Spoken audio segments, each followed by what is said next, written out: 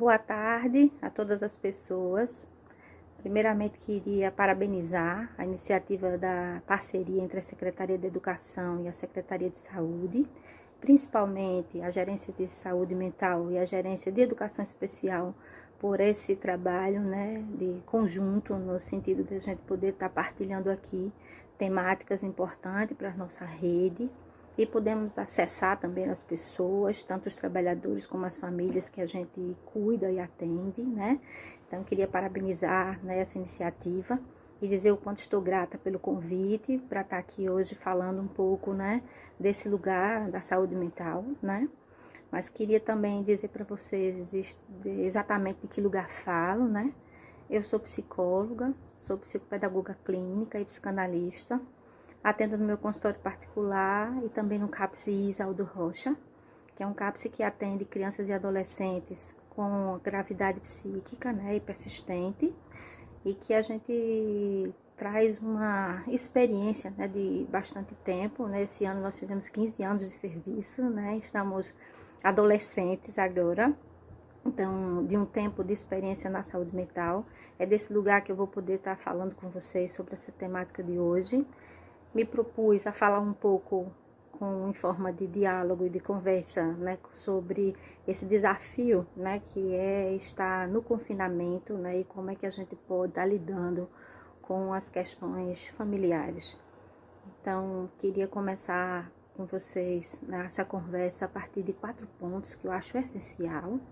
Primeiramente, queria falar com vocês sobre o corpo, de como é que a gente hoje pode estar pensando os corpos, que estão nesse isolamento. Poder também falar para vocês sobre outras temáticas, como, por exemplo, a morte, que eu acho que é uma coisa muito difícil da gente poder falar, mas acho que é importantíssimo que a gente toque neste ponto. Poder também falar sobre o tempo, O tempo é algo importante também como estruturador, psíquico e subjetivo das pessoas. E poder falar de um 4º ponto, que é a importância da invenção, da inovação, para o cuidado com as crianças e com as famílias. Então, eu queria que a gente pudesse começar a falar, sobre o corpo, e aí não tem como não trazer para vocês um pouco, do que é hoje, o lugar do corpo na sociedade.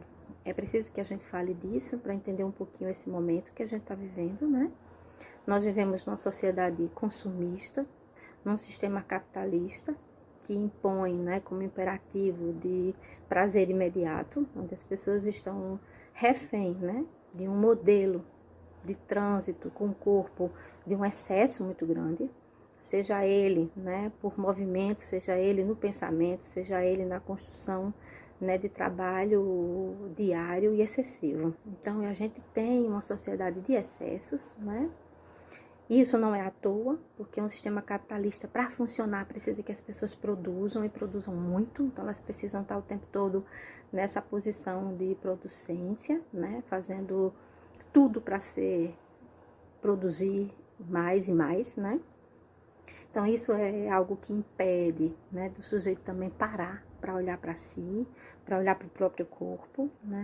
E como a gente também está dentro de uma sociedade de consumo, que tudo que é ofertado é para cobrir o corpo, Então, para que a gente use coisas, que façam um pouco de semblante, um pouco de imagem, um pouco de máscaras, Então, a gente tem hoje os nossos dispositivos de rede de internet, onde as pessoas estão o tempo todo pleiteando a felicidade como algo importante para a vida, mesmo quando não estão felizes, Quando eu falo de felicidade, digo que em termos de aparência, Porque é disso que se trata na sociedade hoje.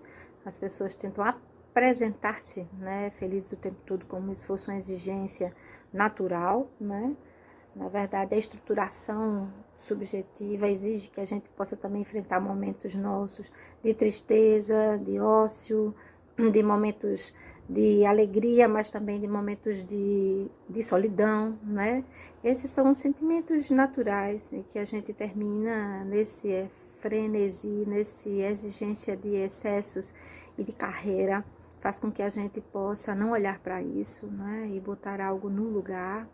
Hoje a gente vê na expressão do sofrimento dos adolescentes o uso exacerbado de drogas, né? No sentido também de tamponar isso, de usar como um lugar de grande prazer, de muita felicidade, né? A gente vê isso também nas famílias, quando investem excessivamente no trabalho e aí não olham para suas casas, nem para a relação com seus filhos. A gente arruma geralmente formas de se esquivar, de poder olhar para as coisas mais difíceis. Isso é uma tendência, né, humana, né, mas que a gente precisa pensar que não é à toa. Nós somos também impelidos por um movimento social que exige da gente um posicionamento frequente, né, dessa anestesia dos sentimentos, para que a gente possa produzir. Então, a produção exige que as pessoas se isentem dos seus sentimentos e passe apenas ao comportamento. Então, isso é o que é a exigência em um mundo capitalista, né? Então, não poderia deixar de falar para vocês um pouco desse lugar, né, do corpo, mas a gente precisa pensar, né, que o corpo agora é o nosso receptáculo das emoções, mas também é o receptáculo das enfermidades. A gente também, né, goza com o corpo, sente prazer com o corpo, mas a gente também adoece com o corpo, né? O corpo também traz para a gente essa possibilidade de se deparar com a fragilidade do biológico. Então, a gente está diante, sim, né, de uma questão biológica que está para além do discurso da ciência, que se a gente for pensar hoje, né, qual é o discurso que está sendo feito sobre os corpos confinados, né, um discurso que não consegue dar conta, porque a gente está com a ciência sem nenhuma possibilidade de criação ainda, né, nem de um remédio, nem de uma vacina, onde o discurso científico não basta, né? A esperança religiosa, embora seja tão importante para sustentarmos, né, e também fazer com que as famílias possam se ancorar em sua fé, né, que são também importantes estruturadoras, mas o sofrimento está para além da nossa esperança religiosa, para além do discurso da ciência, porque é um corpo que vai e vem para dentro de casa. Então, esse corpo, quando sai de casa, esse corpo, quando volta para casa, não é? Ele tem impactos, ele sofre efeitos. E a gente precisa olhar para isso. Olhar para isso pensando que desse vírus que nos acomete, né? Que também é um agente biológico, que pode não só invadir nossos corpos, mas trazer para a gente muitas sensações desconfortáveis e acirrar os nossos medos, né? Com a finitude da vida, com o movimento, né, de solidão, com o movimento de angústia. Então, ele traz consigo, né, questões que a gente precisa pensar, que a gente precisa dialogar. Não há saída, né, para dar conta desse momento de impacto nos corpos, né, sem tocar nos nossos afetos, sem tocar nas nossas emoções, na forma como a gente vê a vida, né? É preciso falar disso. É preciso conversar disso. Então, se não há discurso pronto, nem absoluto, até porque a ciência não alcançou ainda nada que possa dar conta, né, de aplacar esse medo da morte, a gente vai precisar falar disso. Então, por isso, esse segundo ponto importante, que é a gente falar da morte. A morte é algo que a gente, com o tempo, aprendeu a negar, e aprendemos a não pensar nela, nem na finitude da vida. O próprio discurso da ciência coloca para a gente, né, de que hoje temos muitos avanços e que muitas doenças foram superadas e que a gente tem uma condição de longevidade maior. Então, as pessoas estão morrendo mais idosos, né, do que antes, né? Então, a gente tem uma certa tempo de vida maior, né, e que a ciência tem progredido, né, para dar conta de dar mais uma vida mais longa, né? E a gente tem essa fantasia, né, de que a morte está muito longe, está longe de nós. Só que agora o efeito que aparece, que se impõe, é a proximidade da morte o tempo todo. Mas não como um ente à parte, que se aproxima de nós como personificação, mas a morte do nosso próprio corpo. Então, é a nossa proximidade com o real da vida. E o real da vida inclui a morte. Então, como a gente poder falar disso, que a gente via como tão longe de nós, tão longínquo, né? E cada dia mais perto. volta, a gente começa a perder pessoas próximas, começa a perder pessoas que a gente, embora não seja da família, mas tem uma proximidade, a coisa vai se aproximando, e a gente sabe que todo dia que sai de casa, né, a gente se expõe a um ambiente que possa, quando voltar, não saber o que traz. Então, a gente também tá com a morte enquanto real, né, muito próxima. E aí, como lidar com isso, né? Porque antes a gente sabia como lidar, a gente anestesiava um pouco os nossos sentimentos, as nossas angústias em relação a isso, procurava não pensar, e aí a gente fazia excessos no trabalho, nas tarefas, no afastamento, né, do afeto com as pessoas. E agora, o que fazer com essa proximidade da morte?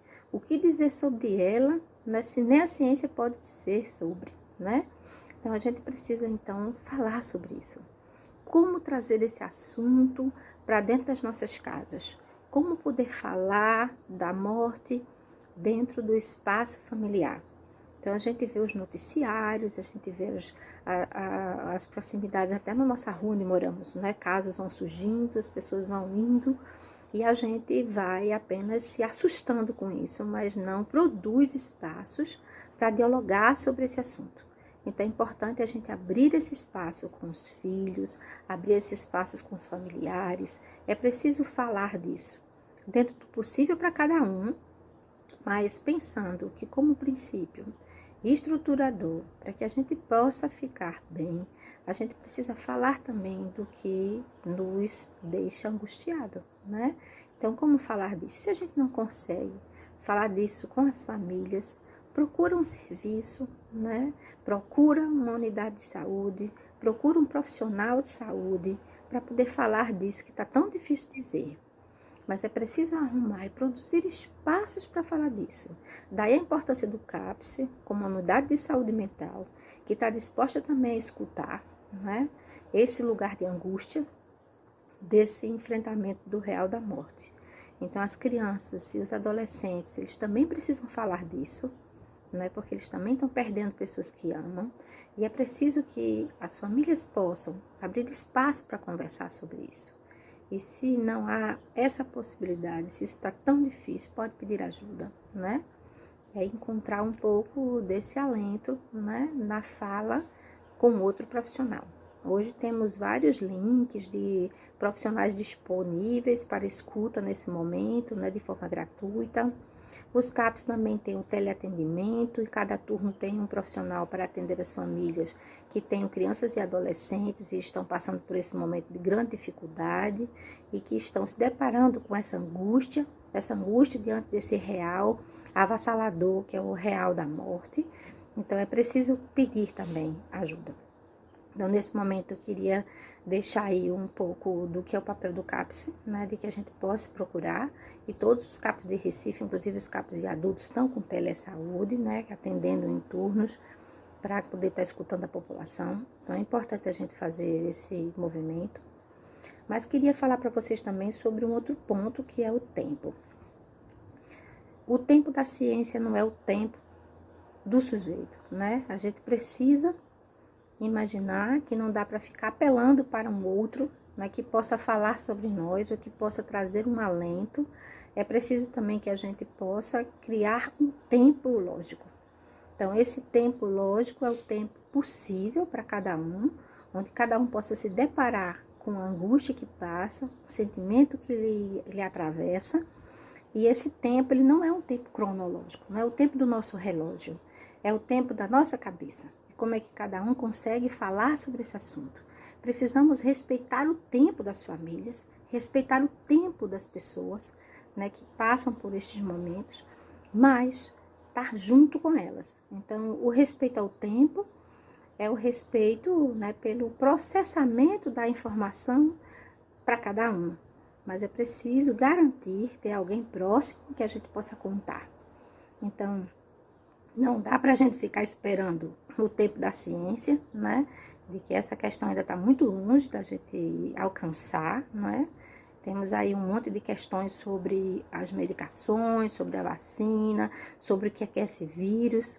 né? E tem fantasias, né? Que se pegasse uma vez, depois não vai pegar mais porque fica imune. Hoje nós temos pesquisas aí mostrando que profissionais de saúde, médicos, que estão pegando de novo, né? O vírus e o Covid pela segunda vez. Então, isso é algo que a gente não tem como mensurar, não há como mensurar isso. Então, a gente precisa encontrar dentro das nossas casas e dentro de nós mesmos saídas possíveis para atravessar esse momento. Então, não é o combate ao vírus, ao combate a um agente externo, mas a gente tentar suportar, né, esse encontro com o real da morte e poder dar conta de circular a palavra em nossa casa. Digo que não estamos sozinhos, porque dentro de uma rede nós contamos com as parcerias, contamos com pessoas para nos apoiar, mas dentro de um circuito da família, a gente precisa olhar um pouco para dentro das nossas casas e ver com quem contamos, com quem podemos nos aproximar. E aí eu queria falar com vocês sobre o quarto ponto, que eu achei super importante, que é a questão da invenção. Se a gente está dizendo que é um corpo que está diante de um momento novo, que não sabe o que fazer com ele, porque tudo que era coberto antes não dá mais, não dá conta. Então não adianta mais a gente apelar pelo excesso de trabalho, a gente apelar pelo afastamento dos laços afetivos. Isso não dá mais conta, porque a gente está de cara a cara com as famílias dentro de casa. Então, este corpo que estava anestesiado para os afetos, que estava longe, né, da relação consigo mesmo, agora está tendo que viver isso. Então, é um corpo que vive uma experiência outra. A gente tem, né, um tempo que não é o nosso tempo cronológico, é o nosso tempo lógico para administrar isso que é tão novo. E a gente tem a morte como algo que nos assola, porque é assustadora, né? E como é que a gente vai falar dessa angústia da finitude? Então, a gente não tem outra saída que não inventar alguma coisa. A invenção é muito importante, dado, né, o fato, né, do novo que nos assola, de algo que não tem resposta, né? E a gente estava incansavelmente buscando respostas na ciência ou na religião, né? Eram respostas que para muitos bastavam, né? Só que por mais que a gente se pegue nisso, que também é importante, porque a ciência e a religião são algo que sustentam também muitas coisas na nossa vida, inclusive alguns saberes e discursos, né, que fazem nos apaziguar a angústia, mas é algo tão novo que não tem nada onde a gente se balizar. E quando a gente está diante do novo, que não tem nenhum lastro para se sustentar, a gente precisa falar disso. Precisa falar e a palavra precisa chegar e a gente precisa, com isso, inventar uma forma. E quando eu falo inventar, nessa invenção, ela é muito singular. Não é como uma receita de bolo, né? Eu nem faça isso, faça aquilo, não é isso, né? É o que cada um dentro do seu âmbito familiar é capaz de construir com os seus. É uma construção entre vários, não pode ser uma construção só sua, pessoal, né? Mas é importante que também você olhe o que é possível fazer com o seu próprio corpo, mas é preciso botar o corpo em laço com os outros corpos, né? Então, a gente, quando trabalha em saúde mental, a gente também tem esse princípio básico, que a gente trabalha a mente, as nossas emoções em articulações com os vários, né? A gente precisa trocar com as pessoas, porque a gente entende que a saúde se dá, né, pela troca entre um outro, né? Precisa a gente contar com isso. Então, que a gente precisa potencializar isso, que a gente acredita como estruturador da vida. Então, dentro das nossas casas, é importante que a gente arrume tempo, né? E eu acho que agora a gente tem um tempo cronológico, tem um tempo real que a gente pode usar, porque nós estamos lá. Mas também é assustador estar de frente com os filhos, com o marido, com os conflitos que já se tinha, porque tudo começa a ficar mais intenso, porque estamos o tempo todo juntos, continuamente, sem nenhum stop, né? Ninguém consegue sair em casa, voltar. Então, a gente está continuamente diante dos conflitos que já existiam. Como fazer com isso? E a gente vai precisar inventar. Então, inventar uma forma nova não é uma invenção do...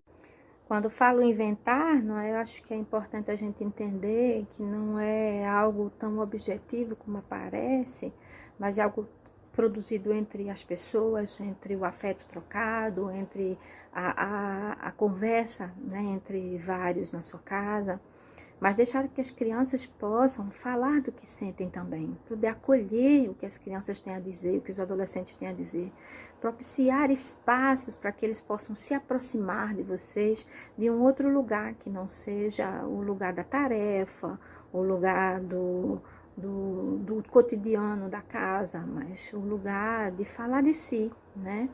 Isso não é uma coisa fácil, porque a gente vinha evitando esses momentos há muito tempo, né?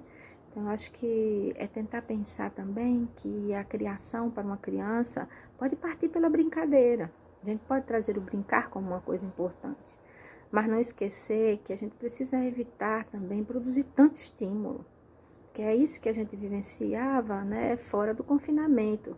Os estímulos sociais imensos, né, exigindo da gente excessos. Então, a gente termina produzindo isso dentro da nossa casa também, fazendo com que as crianças excessivamente produzam, né? Então, que a gente possa ter esse cuidado.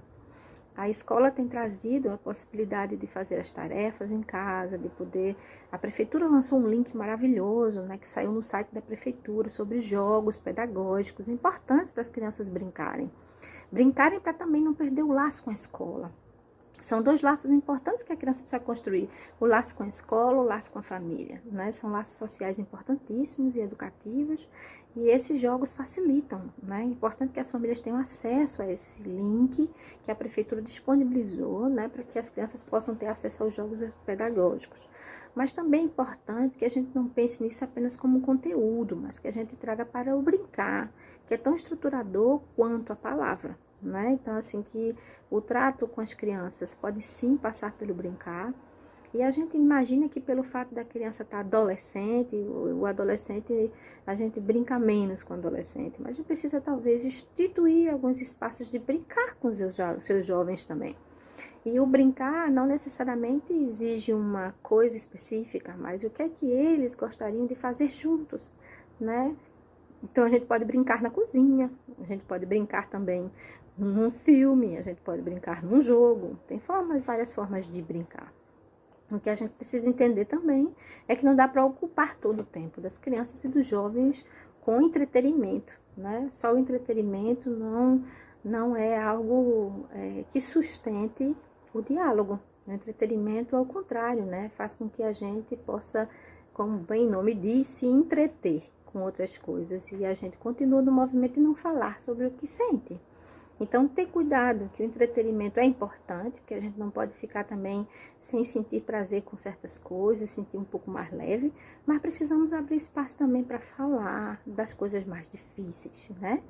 E não é fácil falar do que é difícil, né? Mas precisamos abrir espaço para isso. Então, a invenção como possibilidade de criar ferramentas para a gente se aproximar, para fazer encontro. Então, as pessoas podem se aproximar de todas as formas possíveis, né? Como que cada um vai inventar. Eu acho que trabalhar a invenção para viver esse momento de transição até que o vírus passe, porque vai passar. Vai passar e nós vamos retornar às nossas vidas e é um momento importante para a gente refletir como é que a gente quer tomar a nossa vida daqui para frente. O que é que a gente considera tão prioridade? O que é que a gente pode pensar sobre os filhos, né? Se a gente dá a possibilidade de escutar mais nesse momento, talvez a gente possa criar outras formas mais interessantes da vida pós-pandemia, né? Mas eu fico por aqui, né? E fico também à disposição lá no CAPS para a gente poder trocar mais, conversar mais sobre essas temáticas. Muito obrigada.